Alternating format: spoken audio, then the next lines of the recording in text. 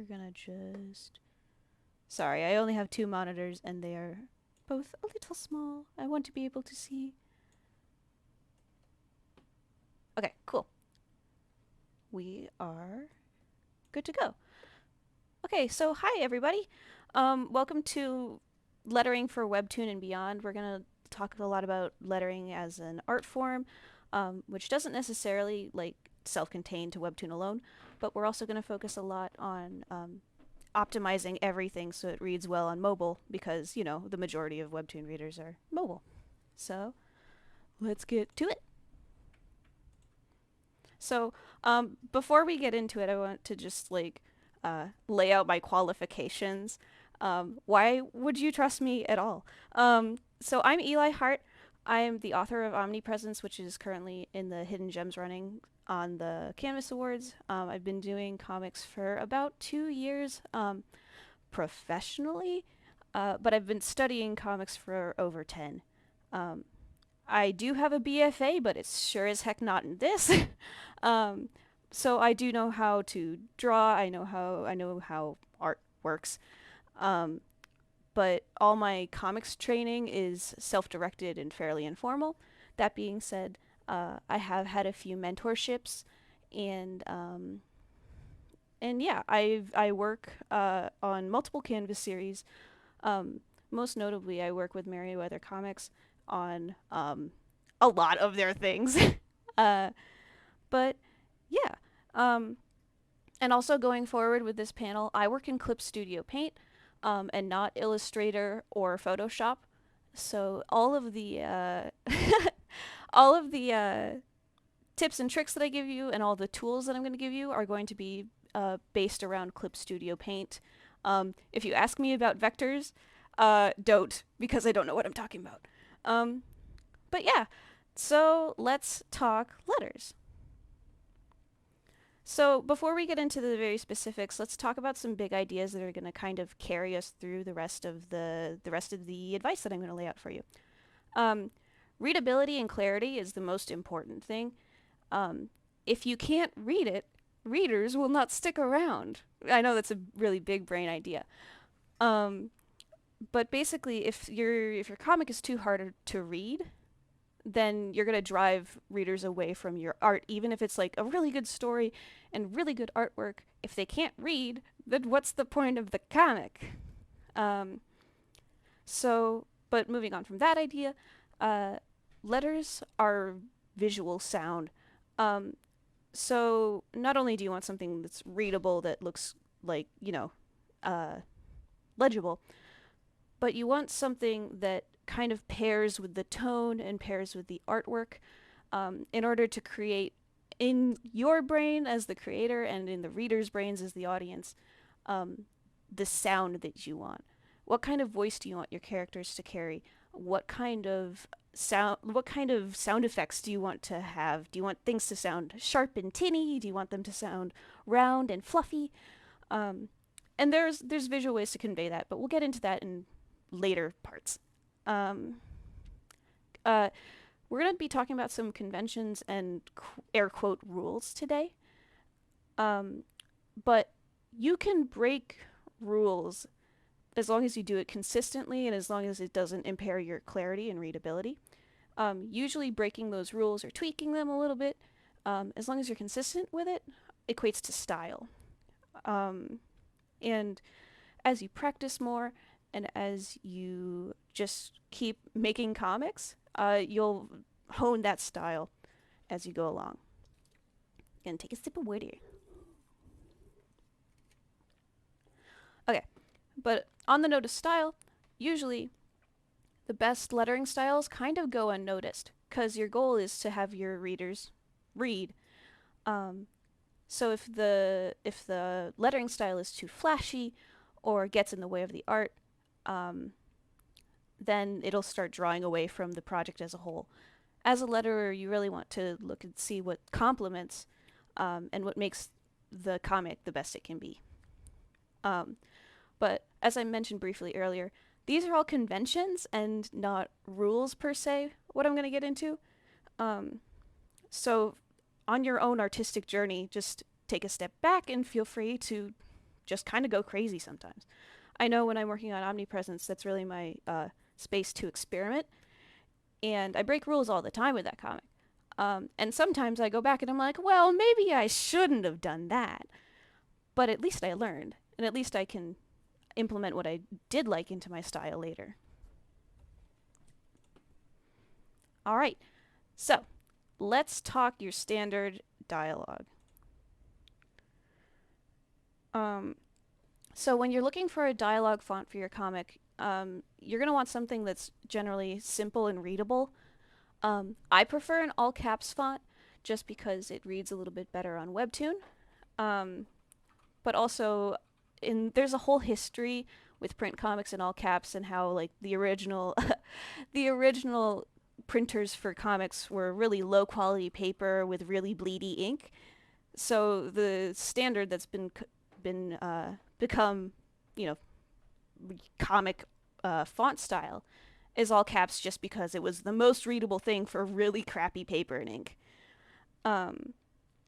But yeah, so you can look at all these fonts and they all have about the same like read pace, but they all have different vibes because some of them are taller, some of them are more squat, some of them have more space between the letters, and some of them just taper their lines differently.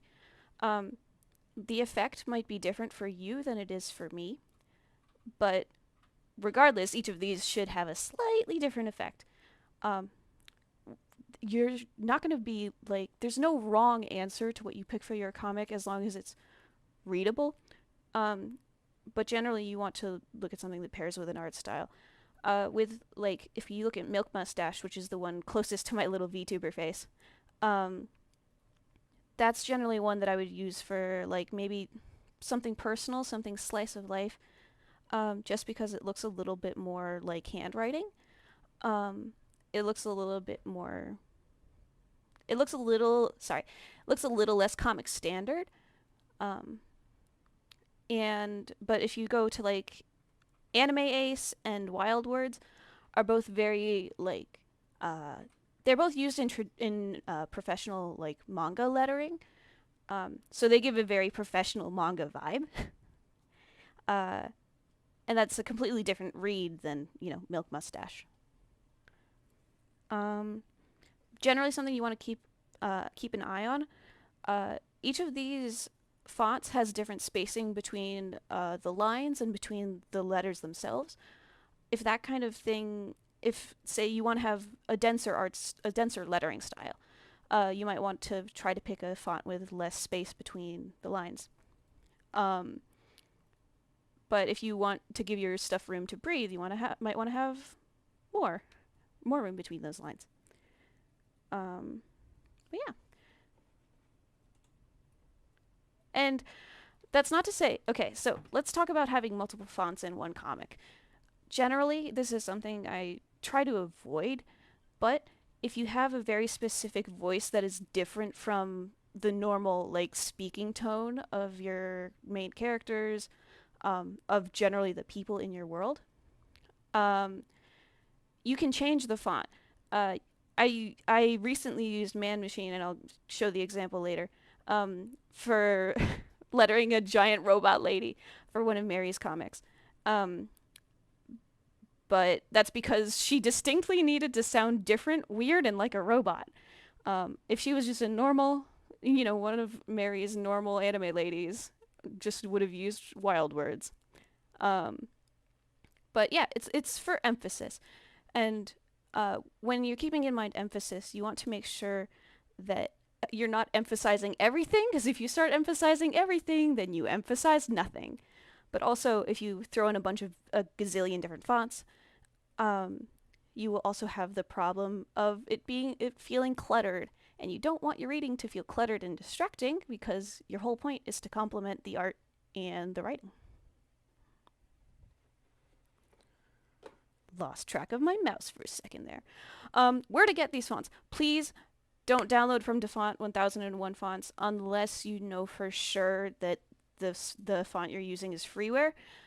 Anyone can upload to those sites, and generally, like, you want to, if you're going to use Defont and 1001 fonts and all those, you know, free font sites, Um, you want to be able to track back to the original designer, if not for paying them for a license. Um, you want to be able to at least attribute them. Um, Making sure that I know where my assets and stuff are coming from is super duper important to me. And so I'm going to advocate, please, please, please do not use DeFont as your only source of fonts. And yeah, sorry, just looking at the chat. Uh, I'm not trying to rail on anyone who does use DeFont. I was told to use it in art school. um, if that gives you any idea of how widely this is used. But this is my little life hack. Just track down the original designers. Support fellow artists. So let's get into like lettering as the rules of lettering, if you will, and how different how bold, italic, and bold italic are used. The funny thing about bold is that no one really uses it. Like that's an overgeneralization, obviously. Bold is used stylistically, but there's no really rule for what to use it for other than emphasis with a question mark. um, Italic, on the other hand, has a super wide variety of uses. Um, it can be used for internal speech, like, in anime when a character is talking to themselves and they're just, it's the word, they're not moving their mouth. But that internal dialogue is italicized. Sometimes that'll be a thought bubble, sometimes that'll be a caption. But either way, it's supposed to be italicized. Titles of things, like books and songs, are also uh, italicized.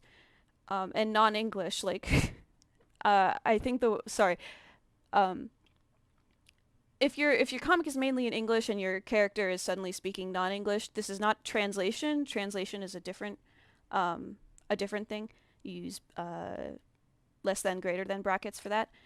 Um, but say if your characters are speaking English and then one of them says au revoir, you're gonna want to italicize the French. And then you have bold italic, which is everybody's favorite because it's used for emphasis. And that can either be a change in volume or it can just be kind of the natural rhythm of speaking. If you are a professional letterer, generally, the writer will give you a little notation on where the emphasis goes, but sometimes you'll have the ability to choose where that goes for yourself. So yeah, emphasis. That's what bold italic is used for. But what if you want even more emphasis out of your comic?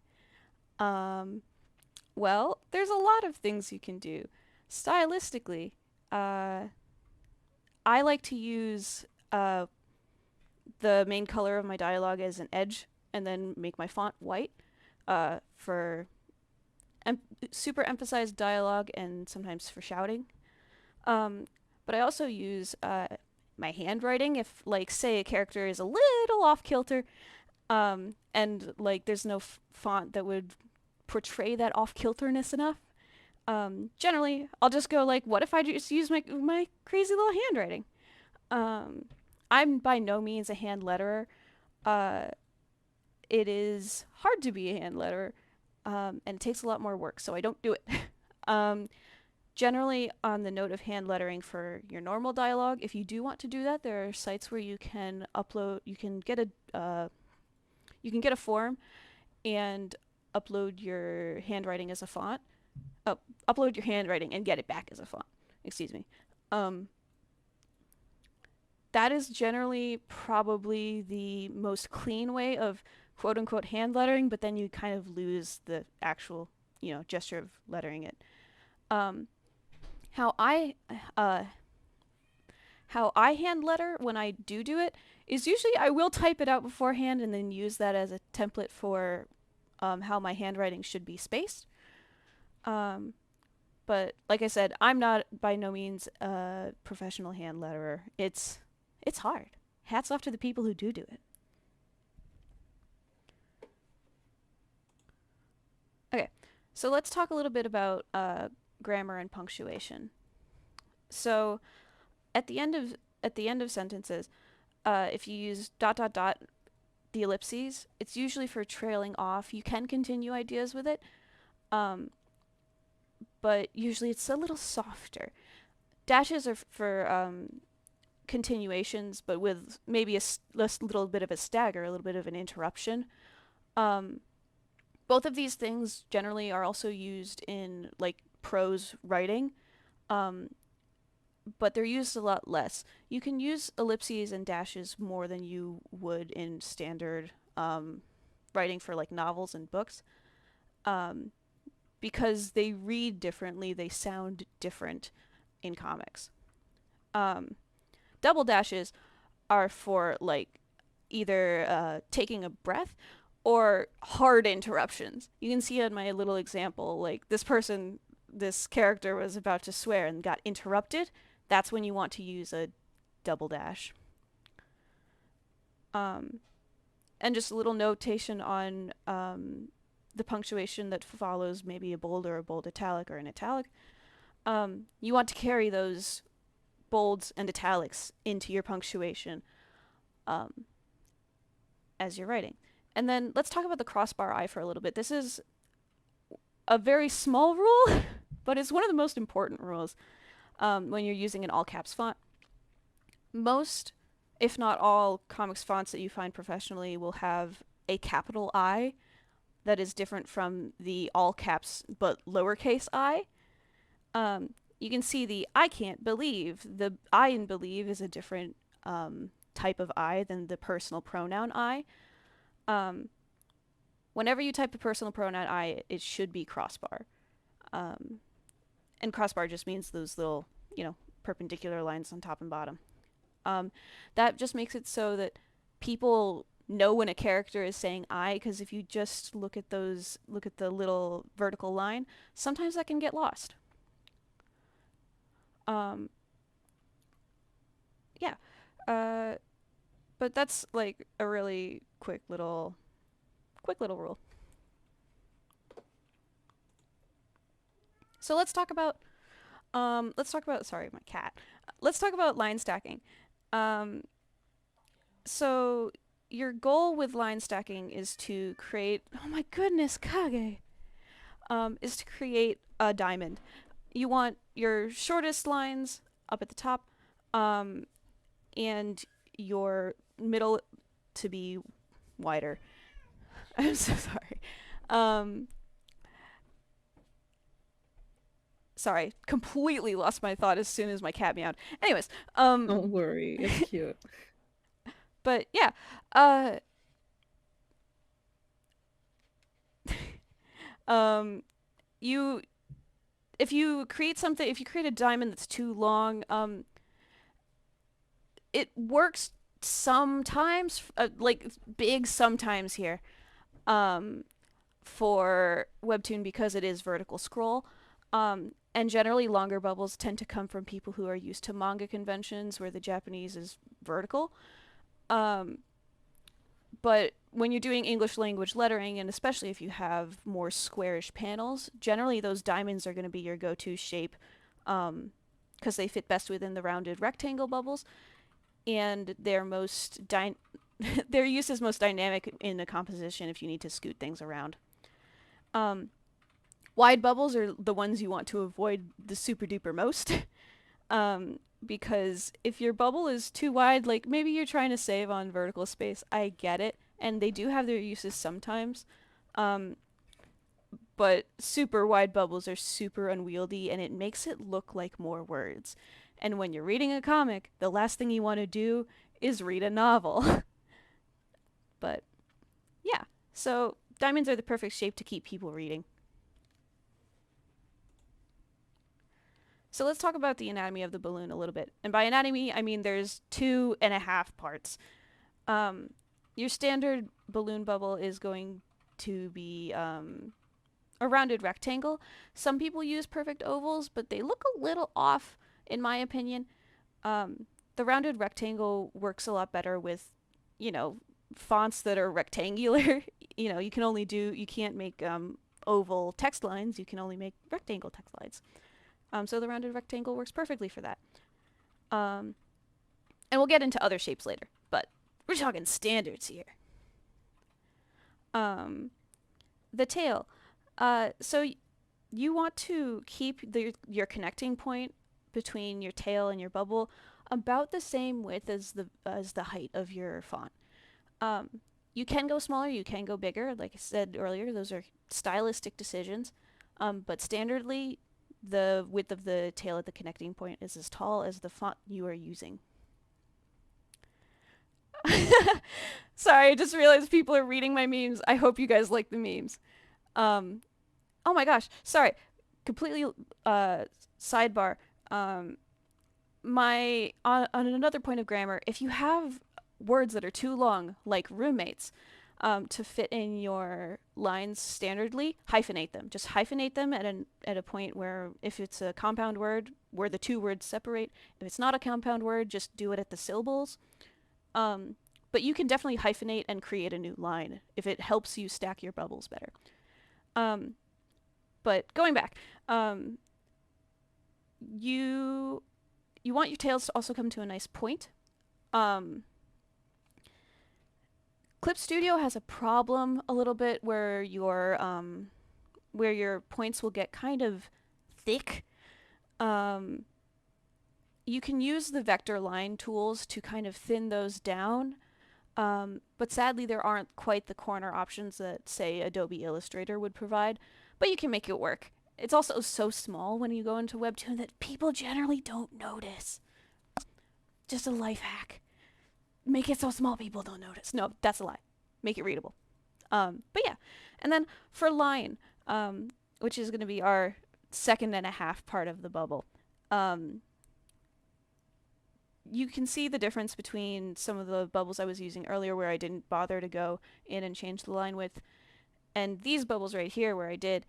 It gives it a little bit more of a handwritten feel without actually changing the shape of the bubbles, because when you start editing the shape of the bubbles to make them off ovals, things can get real messy real fast. So play with your line width, see what works best for your art and what works best for your narrative voice. And you can get real creative with this. Here I've used a bunch of different line qualities and a bunch of different shapes, but each of these should have a distinct sound in your head that you want to utilize. One thing that I've learned with working with Mary and Kaz over at Merryweather Comics is that the standard oval works like perfectly. It works great. But sometimes you want to give the voices a little bit of an edge, and that's where these off ovals come in, like the top. I know my left from my right, like the top right. It just gives it a little bit of just a little bit of spice. And different shapes have totally different vibes. The black bubble over here sounds like an eldritch horror to me. Meanwhile, the double bubble, the double bubble with the bouncy tail, sounds fluffy. And the one in the top left sounds like dread to me. And pair these different shapes and these different line qualities with different fonts and different voices, and you can really hone in what your narrative voice should sound like to your readers. Oh, and just for, I don't have the visuals for this, but a quick tutorial. If you go into the brush tip settings on when you've already created a bubble, there's a little wrench icon at the bottom of the subtool menu in Clip Studio. You can actually replace the standard pen line brush with pretty much anything. The one that I use for OmniPresence, which is the standard bubble in the top right, is actually two pieces of I think an India ink brush set that I set to random in terms of flipping. So it gives us this nice textured pen feel without creating a whole new brush from scratch. And then the top left is just literally the airbrush to give it that softer feel. Oh, and for the more complicated bubbles, I will be linking all the fonts and all the brush packs that I use. I'll make the slideshow available at the end of the presentation in the server, um, so that anyone can access my additional materials. But we'll get to that at the end. But yeah, like I said, Clip Studio Asset Store is your best friend. Um, just literally, if you type in speech bubbles in the asset store or speech balloons, because they're used interchangeably, um, you'll get a bunch of different things. Make sure you read. I think Clip Studio generally has a just go for it type license, but make sure you're not using uh, any licenses incorrectly.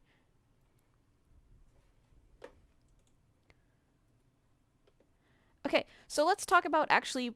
So you know how to build a perfect bubble now. You are the master of perfect bubbles.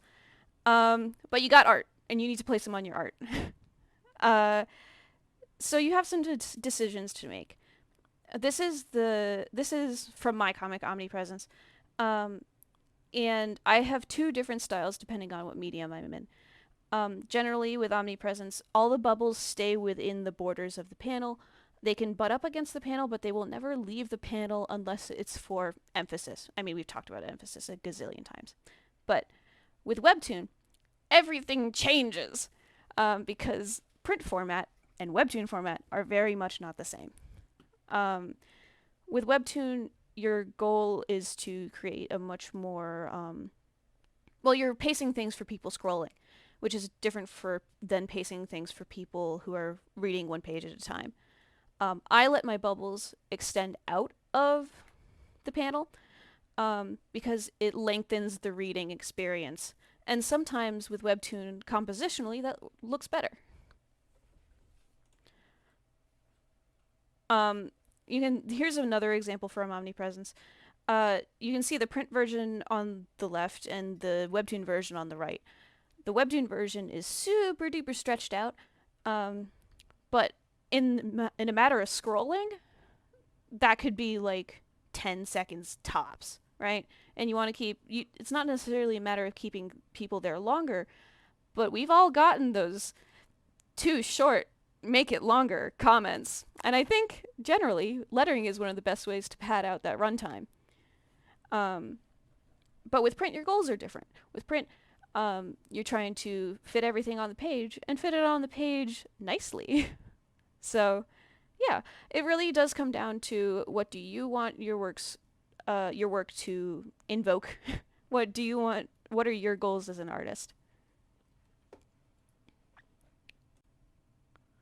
Here's some examples from other projects that I work on that have slightly different lettering styles. Um, on the left is a promo that Merryweather Comics did. Since Merryweather Comics has to be adapted for not only Webtoon but also all the social media platforms ever, um, generally all the bubbles are kept inside the panels. Since we have to crop all those out and ship them off for individual slides or for Twitter's 4 image cap, we don't. The last thing we need is a bubble jutting out of a panel and to have to recrop it and get all weird. Um, but with Mo, which is an independent Canvas project, it's, as far as I know, only hosted on WEBTOON CANVAS, so we can stretch out the runtime. Um, but also, Nicole's art style is very different from mine, and sometimes it doesn't allow for those super duper long transitions. Um, so yeah, it's still jutting out of the panel, but usually it's a little bit more self-contained. Like I said earlier, you're really looking to see what complements your art style, and what gets the functionality that you want as, well, as part of a team or as the one man team. You're looking to create something that's best for the project and not necessarily the most flashy lettering. Bonus round. If you can create a sense of flow with your letters, this is like pro techniques. This is something that will take practice and time. Um, But if you can lead the eye around your artwork with your bubbles, you are doing the right thing. Um, I usually try to create nice, gentle S curves when I'm going down the Webtoon pipeline. But for print, these things look a little different, and you're trying to generally just guide the eye to read things good. um, yeah. Also, if I'm going too fast, like just let me know. But um, a quick note about color. Uh, I love using color for lettering, but here's the big but. It needs to read. Um, the last thing you want is to have things so low contrast that people have a hard time reading. You also don't know who in your audience is colorblind, and it can become an accessibility issue. Um, so if you are going to use color, I super duper suggest throwing your stuff in black and white every once in a while and making sure your values check out. Um, and making sure when you're I'm not like one of the things that I struggle with as an artist is color theory. I don't know how to articulate um, my knowledge of color super well, but when you are picking colors for your bubbles, um, generally it should serve the purpose of complementing your artwork. Um, you can see on the left with this panel with Iris, everything's kind of purple. So the purple text works out really, really well. Um, with the example on the right from Earth-Chan and the Matryoshka brain, um, that orange accent works really well with the Matryoshka brain's uh, orange accent. It kind of emphasizes her voice as the sun. Um, so yeah, uh, keep it readable. That's like number one rule: keep it readable. Keep it clear, but color can be fun. Oh my gosh! And I forgot to say, uh, if you are preparing for print, this becomes a completely different ball game, and you have to be a lot more careful about your words and how they interact with the colors around them. Because if you've ever prepped something for print before, certain colors do not play nice with the printer. Um, but that is going to be more between you as an artist, you and your printer. Um, but also maybe your lettering team will have to have different ideas and different standards. So that was pretty much everything about your standard dialogue bubbles. Um, so let's get into sound effects.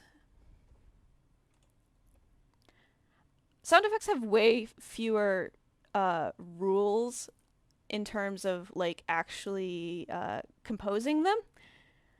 Uh, basically, I've always just pushed myself, like as an artist, I've always pushed myself to go a little nuts and then reel it back. Because it's way easier to pull back after doing something nuts than to try to do something nuts the first time. Um, I do have a system for how go about letters, but it's not necessarily an industry standard.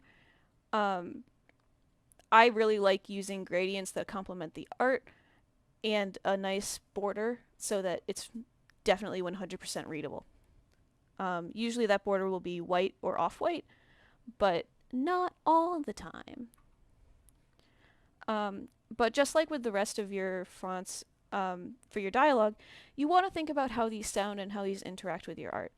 Um, with sound effects, it's way, way easier to get different sounds because you can play with much more distinct fonts. I love You Murderer as a font because it is still very readable, but it's so artistically like that looks like horror on in a word in the letter.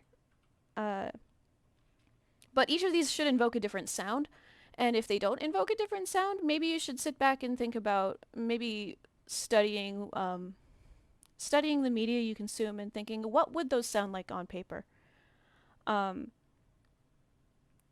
so yeah. Uh, oh, Oh, hang on. We're having Google problems. Okay, sorry. All right. Um, One thing that I see is also getting mentioned in the chat.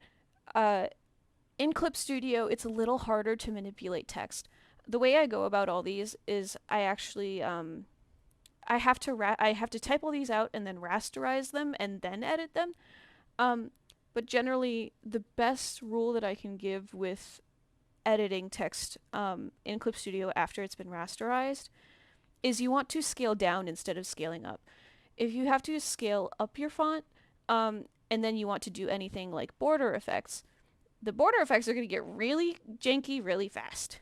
Um, because uh, the edge tools in Clip Studio trace basically the furthest pixel, regardless of whether it's fully transparent or not. And sometimes when you enlarge text, you get these kind of ghost pixels from the anti-aliasing. But if you shrink things down, it usually stays a lot cleaner. It's not perfect, but it is better. Um, but yeah, okay. So let's talk about how you place those sound effects. Um, what I do generally is I follow the echo of the sound. And that sounds like crazy, but hear me out. Um, you figure out the source of the sound in the artwork, and then you pull out from there. If it's a very small sound, you don't have to pull out very far. You can probably even put it on the object that is making the sound. But you want to make sure that it complements the source of the sound. Like on this panel from A City Called Nowhere, that monster is making the scream. It's making that big old screechy sound, that screeah. Um, so we want to make sure that that screech gets to the characters, but it starts from the monster. With the example from OmniPresence, though, in the first panel, the coughing is happening off screen, so I just wanted to make it complement the artwork in a way.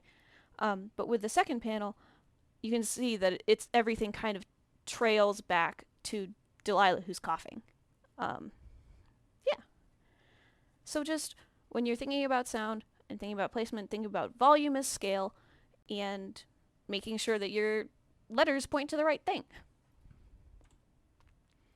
I love handwriting my sound effects. uh, it is something that I do regularly on OmniPresence because I like going crazy. Um, it takes practice though, and it takes time to develop a style, and you might not get what you want um, out of it the first few times, and that's okay. Uh, but generally, if you're struggling with sound effects and stuff like that, it does help to type out what you want, what the sound is on a normal font, or maybe a standard sound effects font, uh, and then use that spacing as a guideline for your handwritten letters. Um, but yeah, and you can see that like since I've handwritten, it might not show up super good on the stream, but since I've handwritten these with my textured pen, you get these nice, clean, bumpy edges when you use the edge tool in Clip Studio. It also generally is sometimes. Sorry, generalization is too much. Sometimes it's easier to hand letter your sound effects than to manipulate text. But that's a huge sometimes. It really will depend on your personal experience as an artist. And then let's talk real quick about how you change these sound effects when you do Webtoon. If you adapt from print, um, if you're adapting from print, sometimes your sound effects will be limited to the actual panel or to the more condensed artwork. But when you're going into Webtoon, we're going to go back to padding out that runtime. If you can make things bigger, you can make things longer. I elected not to super duper change how I composed this sound effect, but to just make it a little bigger and pull it off the panel a little bit to let the art shine through a little bit more. Um, yeah, because I mean I've already said this earlier, but I'm gonna say it again. Working on a webtoon is more akin to it's kind of akin to animation, and you want to pair those sound effects with the reader's scroll and how they look at the art and the words. And here's a little sidebar. Here's our bonus round. Um, Sometimes as a letterer, you're gonna have to do typographic design in World, and that's a lot. The best advice I can give you for doing typographic design in fiction, because I don't know typography, I'm a total noob, um, is to look at the world around you and what other artists are already doing, um, and to study it and then apply it to your work. So I had this news bulletin in OmniPresence uh, to make, and I was like, well, news bulletins easy enough, I guess. They have that little scroll at the bottom. They usually have like an extra little piece of art behind them. I'll figure this out. It's fine. And so I use these big bold fonts and red and blue because for some reason red and blue are super common newscasting color palettes, and made it look, it's simpler, but it's a tiny panel, um, but it looks like a newscast. Um, for a city called Nowhere, I had to design the waifu vending machine ad, and what I did was I looked at maid cafe ads and gashapon. I don't know if they're ads really, but the little paper slips that go in the machines. Um, and I made this super cute little ad. Because these pinks and these yellows go together really well, and the bouncy little fonts make you think, oh, cute things are happening here. Um, and also just using the color palettes that pair well with the art that was already made. Because with Omnipresence, I can do whatever I want, right? I'm the artist, I'm the colorist, and I can think about the type in the way that I can also edit the artwork. But when I'm working with Mary and Kaz, and when I'm working with Nicole, I have to work with something that I can't edit. So if I'm going to use color, I'm going to use colors that work well and pair well with the art that's already made. So yeah, I hope that was really helpful. Um, and if there's any questions, I think we're going to be moving into a Q&A soon. But I will put the link to this Google Slides presentation in the Discord server, wherever the mods want me to. um, but yeah, here I have all the links for my comics, the comics that I worked on and featured in this presentation, all the fonts that I used, and my favorite word balloon pack from Clip Studio, and a few extra supplemental readings, because these books basically were my substitute for a proper college education. Um, and if I can give you guys any advice, is that if it is safe to, don't like push yourself to if it's not safe for you to, but go to conventions and talk to other artists. There's some really, really cool people making really good content in your local areas. Um, so I know that when I was getting started, um, Comfort, Love, and Adam Withers were some of the people who helped me the most when I was just starting out. Um, but there's a ton of locals that know what they're doing super duper well. Um, so yeah, like I said, if it's safe to, I mean, we're still in a pandemic, so don't go like, I want to learn about comics, so I'm gonna expose myself to COVID 10 times. Don't do that. But talk to your people. But yeah, that's my presentation. Thank you so much, guys. So, do anybody have any questions for Eli? I think we're gonna take like 20-ish minutes, depending on how many questions we get, for a little Q&A. If you guys have anything you want clarified, or you have any extra questions you would like to know, feel free to ask Eli. Right now, the chat is just saying thank you. You're welcome, you guys. I love you guys. Webtoons forever.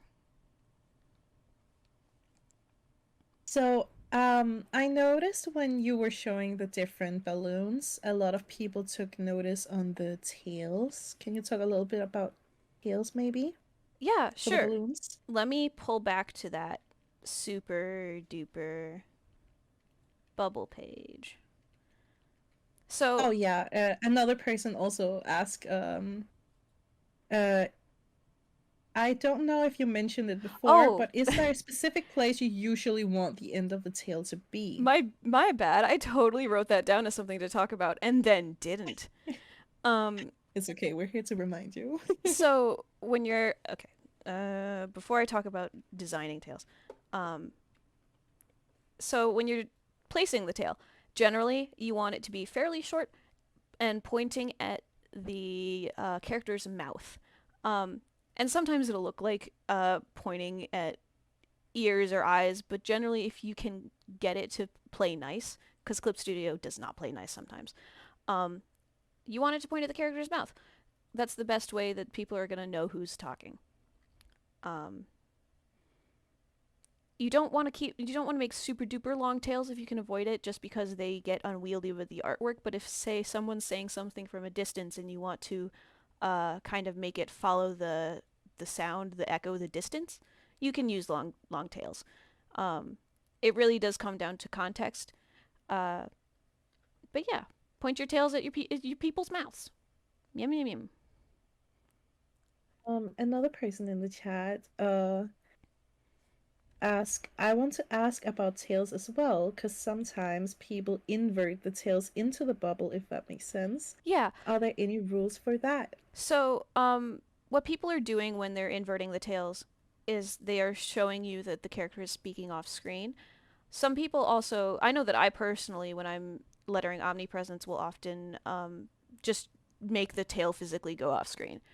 Um, Either way, it works. Um, but you can, as long as you stick to one or the other, generally people will get what you're doing. Um, yeah.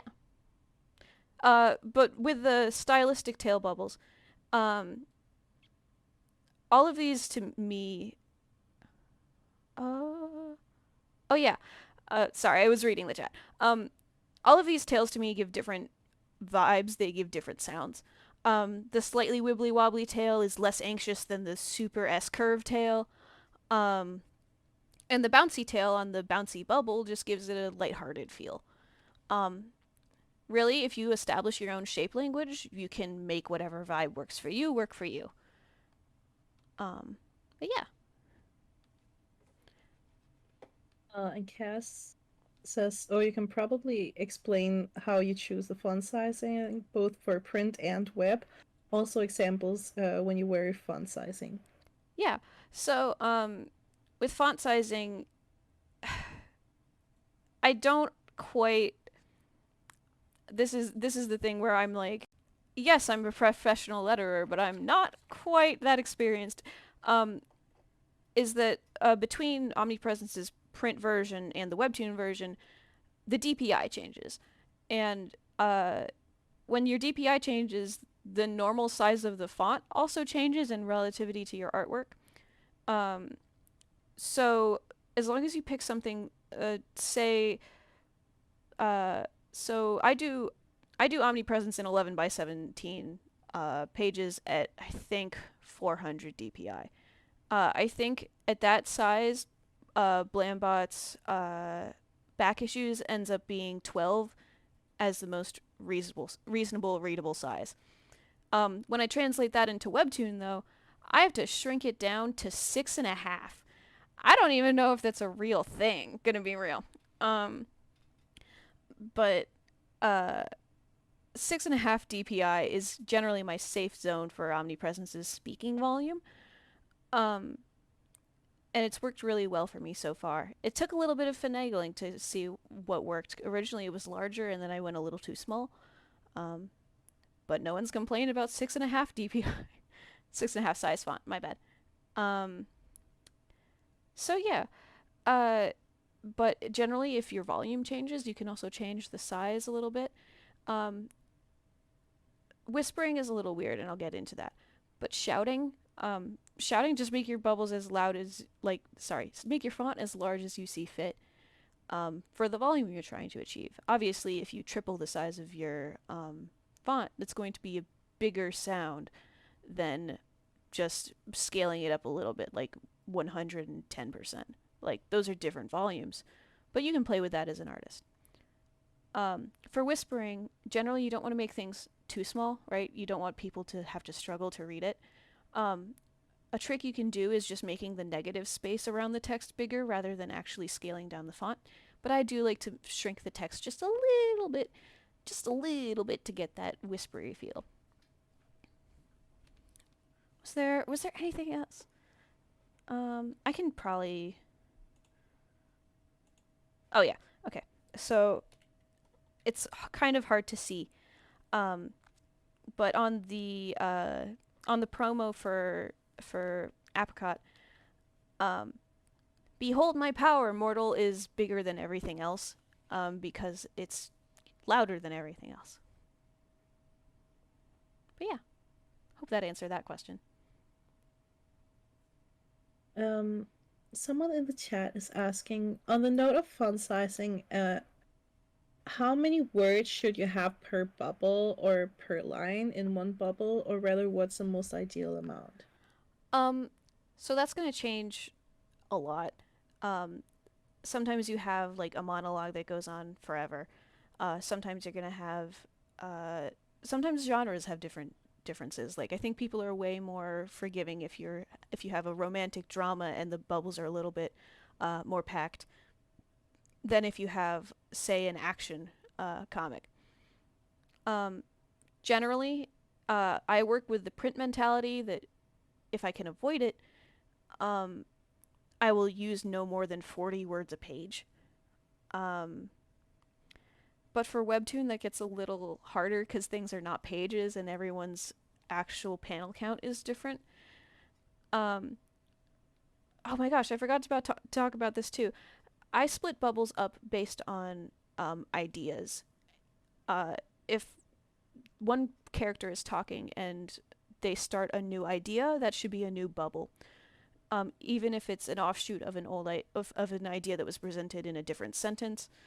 Um, just create a new bubble for for the sake of it. Um, and that comes down to how you personally want to pad out your pace. Um, yeah, I mean, you can see the difference even here between a comedy comic and a more more narratively driven drama comic. I give myself a lot more text per bubble. Um, Not only because there's more text in the script, but also just because the ideas are a little bit lengthier, and that's okay.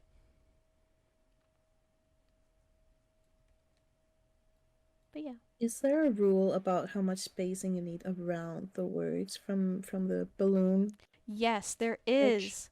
Thank you for reminding me. Um, let's go back to one of the bigger bubbles. So generally, when you're building these bubbles, you want to be able to fit a capital H in every corner. Um, and sometimes I like to make that a little smaller just because sometimes shapes play differently, and sometimes different things fit pages versus webtoons better. But if you can fit a big old capital H in every one of the corners of your bubble, um, without hitting the text, you're doing the right thing. But you don't want to make it too big, um, because if you make it too big, it can feel like it'll take up too much room or it'll feel whispery. Um, so that capital H is the perfect middle ground.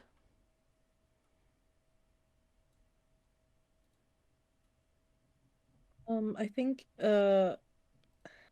as a continuation of the previous question, like about the ideal word limits, is there a rule of thumb about how many bubbles you need per panel? Not really, um, because it's all based on what ideas are being presented with your artwork. Um, but if you have if you have too many bubbles in one panel, it will start to feel crowded, which can be something you're going for. Say two characters are arguing, you want that to feel crowded, so you can have a bunch of bubbles in there. Um, But if you're just going for like normal conversation, you might want to only have 2 or 3 bubbles in there before you start um, a new panel. But unfortunately, as the letterer, you are usually on the tail end of things, and you do not get to make those decisions if you're not the sole artist. Um, so sometimes you just have to make do with the art you're given, and that's okay. Usually, as a letterer, that's the things you like figuring out.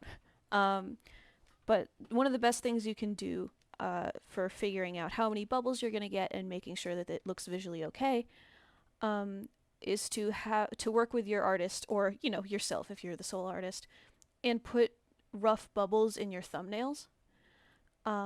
That way, no one's going to get caught off guard in the end when suddenly you have too much art, not enough space. Um, yeah, that that's the advice. So, is there any other questions in the chat?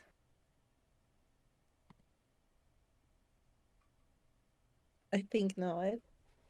Thank you so much, Eli, for this panel. Yeah, no Um, problem. I'm sure, like from reading the chat while you were talking, everyone were learning a lot of things, and it was super fun and educational. So thank you so much for sharing all this knowledge and Yeah. sharing all these links. The link to this slide with all the links and sources will be posted, and the recording of this will also be posted. So keep an eye out. We will try our best to like notify everybody once these things are out for everyone to see.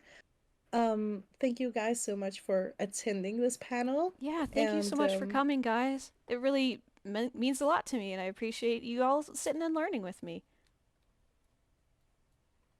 so if you guys have other panels for topics that you would like us to um like for educational purposes, a specific topic you wanted to learn, um please feel free to reach out to the event moderators and let us know. We will try our best to like find the people and arrange the panels. We can't promise anything, but we will do our best. There are much more educational panels coming in the future, so keep an eye out. We will do our very best. Thank you guys so much, and thank you so much, Eli, for doing this. Thank you, Lux, for holding the panel. Everybody in chat say thank you, Lux. No, But you did all the hard work. yeah, it was great hanging out. Loved teaching, and I'll hope to see you guys again soon. Bye.